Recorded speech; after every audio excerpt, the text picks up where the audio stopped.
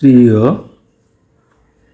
প্রাথমিক শিক্ষক দ্বিতীয় ধাপের নিয়োগ পরীক্ষার্থীগণ, আসসালামু আলাইকুম।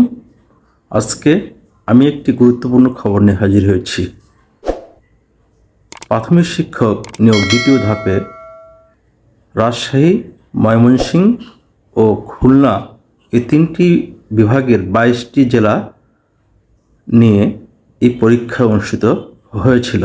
এই পরীক্ষায় 20,647 জনকে প্রাথমিকভাবে টিকানো হয়েছিল।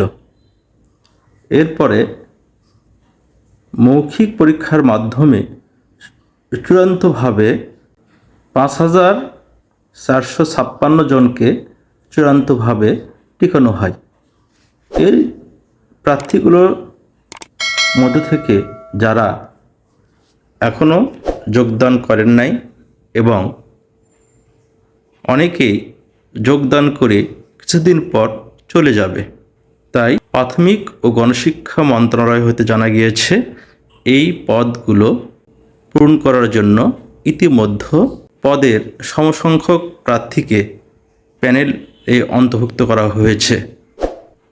তাই এই 2024 সালে যেহেতু আর কোনো নিয়োগ পরীক্ষা হবে না, তাই এই প্যানেল থেকে শূন্য পদগুলো ক্রমান্বয়ে পূরণ করা হবে। তাই যারা প্যানেলে অন্তর্ভুক্ত হয়েছেন তাদেরকে আন্তরিকভাবে ধন্যবাদ।